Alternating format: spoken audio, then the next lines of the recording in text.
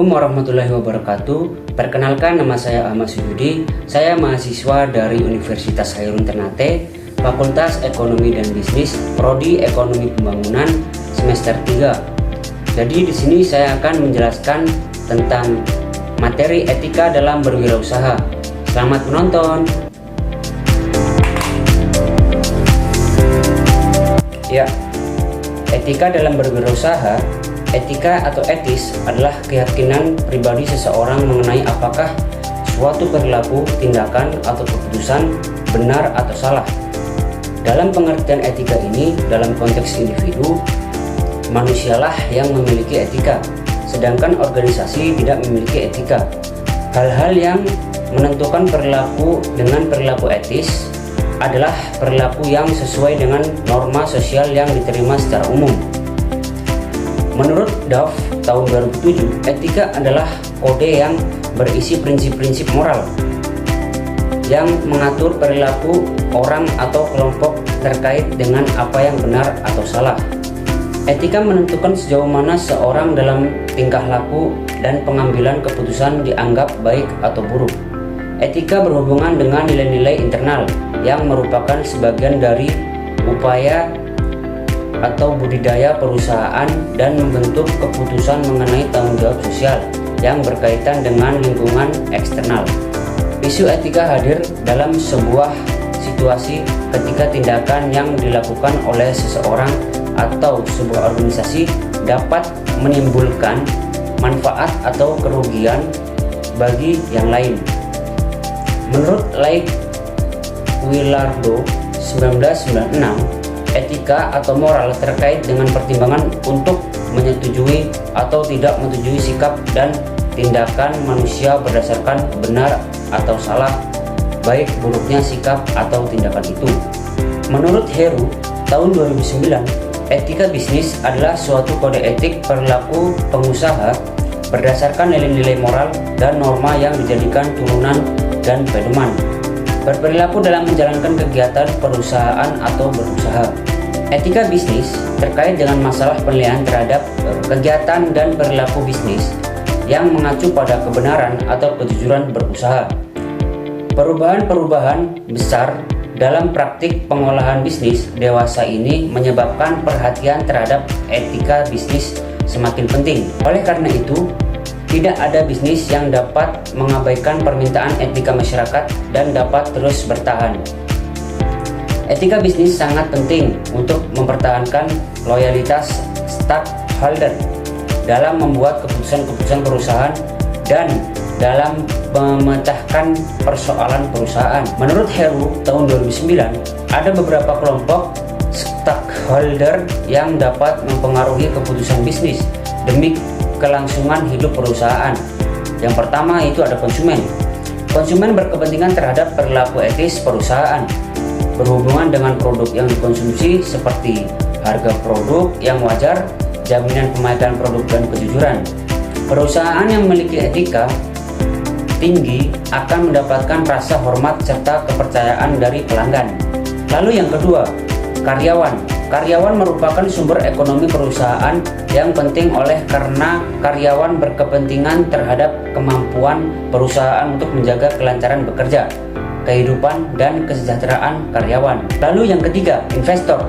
Investor berkepentingan terhadap jaminan pengembalian dana yang diinvestasikan dalam kegiatan usaha, baik dalam bentuk dividen, tambahan karyawan, tambahan kekayaan, maupun tambahan kepemilikan. Lalu yang keempat, pemilik dan manajemen. Pemilik dan manajemen berkepentingan untuk menjalankan operasional perusahaan secara lancar, mampu mendatangkan manfaat kepada pemilik, manajemen, serta stakeholder lainnya. Lalu yang kelima, pemasok bahan baku. Pemasok bahan baku berkepentingan terhadap perilaku etis, berhubungan dengan kemampuan perusahaan untuk memberikan jaminan kelancaran hubungan dengan pemasok, seperti kewajaran harga bahan, ketepatan pembayaran, berlaku adil terhadap sesama pemasok. Lalu ada prinsip-prinsip etika bisnis. Sonny Craft tahun 1998 dalam Ehdar 2012 mengatakan bahwa setidaknya ada 5 prinsip yang dijadikan titik tolak pedoman perilaku dalam menjalankan praktik bisnis. Yang pertama ada prinsip otonomi.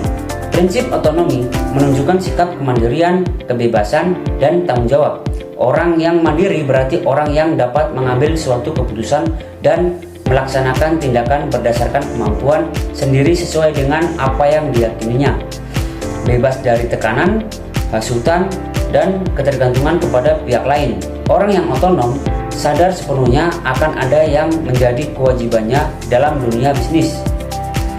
Sadar bukan berarti mengikuti saja norma dan nilai moral yang ada, namun juga melakukan sesuatu karena tahu sadar bahwa hal itu baik berdasarkan pikiran dan pertimbangan. Dalam kaitan ini, salah satu contohnya adalah perusahaan memiliki kewajiban terhadap para pelanggan.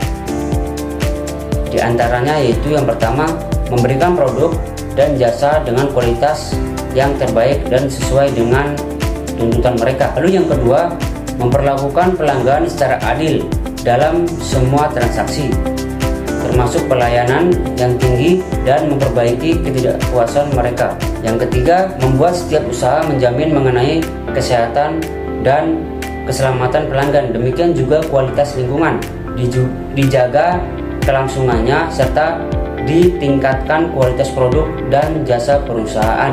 Lalu yang keempat, perusahaan harus menghormati martabat manusia dalam menawarkan, memasarkan, dan mengiklankan produk. Selanjutnya ada prinsip kejujuran. Prinsip kejujuran menanamkan sikap bahwa apa yang dipikirkan adalah apa yang dikatakan, dan apa yang dikatakan adalah yang dikerjakan.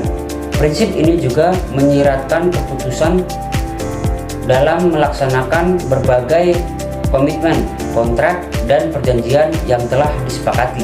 Bisnis tidak akan bertahan lama jika tidak ada kejujuran, karena kejujuran merupakan modal utama untuk memperoleh kepercayaan diri mitra bisnisnya, baik berupa kepercayaan komersial, material, maupun moral. Kejujuran menuntut adanya keterbukaan dan kebenaran. Terdapat 3 lingkup kegiatan bisnis yang berkaitan dengan kejujuran. Yang pertama, ada kejujuran relevan.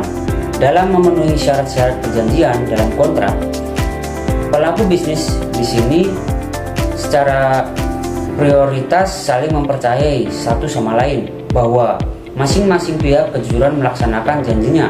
Karena tidak salah satu pihak melanggar, maka tidak mungkin lagi pihak yang dicurangi mau bekerja sama lagi, dan pihak pengusaha lainnya akan tahu dan tentunya malas berbisnis dengan pihak yang bertindak curang tersebut. Lalu yang kedua, ada kejujuran relevan dengan menawarkan barang dan jasa dengan mutu dan harga yang baik. Kepercayaan konsumen adalah prinsip produk dalam berbisnis, karena jika ada konsumen yang merasa tertipu, tentunya hal tersebut akan menyebar, yang menyebabkan konsumen tersebut beralih ke produk lain. Kejujuran relevan dalam hubungan kerja internal dalam suatu perusahaan, yaitu antara memberi kerja dan pekerja, dan berkaitan dengan kepercayaan. Perusahaan akan hancur jika kejujuran karyawan ataupun atasannya tidak terjaga. Lalu yang ketiga, ada prinsip keadilan. Prinsip keadilan menanamkan sikap untuk memperlakukan semua pihak secara adil, yaitu suatu sikap yang tidak membeda-bedakan diri berbagai aspek, baik dari aspek ekonomi, hukum, maupun aspek lainnya. Keadilan berarti tidak ada pihak yang dirugikan hak dan kepentingannya. Salah satu teori mengenai keadilan yang dikemukakan oleh Aristoteles adalah keadilan legal. Ini menyangkut hubungan antara individu atau kelompok masyarakat dengan negara. Semua pihak dijamin untuk mendapat perlakuan yang sama sesuai dengan hukum yang berlaku. Secara khusus dalam bidang bisnis, keadilan legal menuntut agar negara bersikap netral dalam memperlakukan semua pelaku ekonomi. Negara menjamin kegiatan bisnis yang sehat dan baik dengan mengeluarkan aturan dan hukum bisnis yang berlaku secara sama bagi semua perilaku bisnis. Lalu ada prinsip saling menguntungkan. Prinsip ini menuntut agar semua pihak berusaha untuk saling menguntungkan satu sama lain. Dalam dunia bisnis, prinsip ini menentukan persaingan bisnis haruslah bisa melahirkan suatu kondisi win situation. Lalu yang kelima, ada prinsip integritas moral. Prinsip ini menyarankan dalam berbisnis selayaknya dijalankan dengan tetap menjaga nama baiknya dan nama baik perusahaan. Selain prinsip-prinsip dalam etika bisnis tersebut, terdapat beberapa hal yang harus diperhatikan dalam etika bisnis. Antara lain yaitu yang pertama, etika bisnis produksi. Produksi merupakan kegiatan untuk meningkatkan nilai guna suatu barang atau jasa. Dalam etika menentukan produk dalam rangka mempertemukan apa dan bagaimana keinginan dan kebutuhan konsumen, berkaitan erat dengan hal-hal sebagai berikut. Yang pertama, ada produk yang berguna untuk dibutuhkan. Yang kedua, ada produk yang berpotensi menghasilkan keuntungan. Yang ketiga, ada nilai tambah yang tinggi. Dan yang keempat, ada jumlah yang dibutuhkan dan mendapatkan keuntungan. Dan yang kelima, dapat memuaskan konsumen secara positif. Lalu selanjutnya ada etika bisnis promosi dan pemasaran. Kegiatan promosi dan pemasaran merupakan ujung tombak dari kegiatan bisnis yang dijadikan pendukung utama dalam mengembangkan bisnis. Hal yang penting dalam promosi menurut etikanya adalah kebenaran dan kejujuran, objektivitas, pesan faktual yang disampaikan dengan tujuan untuk membangun kepercayaan dan loyalitas masyarakat terhadap perusahaan. Lalu selanjutnya ada etika bisnis distribusi. Prinsip distribusi produk dimaksudkan untuk mencapai ketepatan dan kecepatan waktu datangnya barang ke tangan konsumen, keamanan yang terjaga dari kerusakan, dan sarana kompetisi dalam ketepatan memenuhi kebutuhan masyarakat. Etika bisnis dalam kegiatan distribusi yaitu kecepatan dan ketepatan produk di tangan konsumen dengan mudah pada saat dibutuhkan. Jika bisnis melakukan penimbunan atas produk, maka akibatnya tidak terdapat ketersediaan produk yang cukup di masyarakat dan dapat menyebabkan kelangkaan. Lalu selanjutnya ada etika bisnis dalam kompetisi. Sebuah kegiatan bisnis tidak bisa terlepas dari kompetisi antara pelaku bisnis. Menurut Muslim tahun 2004, prinsip etika yang dapat dikembangkan dalam kompetisi berdasarkan landasan-landasan antara lain yang pertama yaitu memberikan yang terbaik untuk konsumen, dapat berupa memberikan kualitas produk yang terbaik, memberikan harga yang kompetitif, dan memberikan pelayanan yang terbaik untuk konsumen. Dan yang kedua, tidak berlaku curang. Dan yang ketiga, kerjasama yang positif. Selanjutnya, etika dan tanggung jawab sosial. Etika berhubungan dengan individu-individu serta keputusan dan perilaku manusia. Organisasi tidak memiliki etika, akan tetapi organisasi berhubungan dengan lingkungan dalam situasi yang seringkali mengandung dilema dan keputusan etis. Situasi tersebut biasanya berhubungan dengan konteks tanggung jawab sosial organisasi. Tanggung jawab sosial atau social responsibility adalah serangkaian kewajiban yang dimiliki suatu organisasi untuk melindungi dan memajukan masyarakat tempatnya berfungsi. Ada 4 posisi yang dapat diadopsi organisasi berkaitan dengan kewajibannya terhadap masyarakat, berada di antara suatu kontinum yang berkisar dari tingkat terendah hingga tingkat tertinggi dari praktik sosial yang bertanggung jawab. Yang pertama ada posisi penghalang. Sejumlah organisasi yang mengambil posisi sebagai penghalang terhadap tanggung jawab sosial biasanya melakukan sesedikit mungkin usaha untuk memecahkan masalah sosial atau lingkungan. Ketika mereka menyeberangi garis etika atau legal yang memisahkan praktik yang terdapat diterima dan tidak dapat diterima, respon mereka adalah menyangkal atau menghindari untuk menerima tanggung jawab atas tindakan mereka. Adapun yang dimaksud dengan posisi penghalang adalah suatu pendekatan terhadap tanggung jawab sosial di mana perusahaan melakukan sesedikit mungkin usaha untuk memecahkan masalah sosial atau lingkungan. Organisasi dapat mengambil sejumlah pendekatan yang berbeda untuk menjawab masalah tanggung jawab sosial. Satu langkah dari posisi penghalang adalah posisi defensif. Adalah suatu posisi tanggung jawab sosial di mana organisasi melakukan semua yang perlu dilakukan menurut hukum, tetapi tidak lebih dari itu. Pendekatan ini paling konsisten dengan argumen-argumen yang digunakan untuk bertanggung jawab sosial yang telah disebutkan sebelumnya. Lalu yang ketiga ada posisi akomodatif.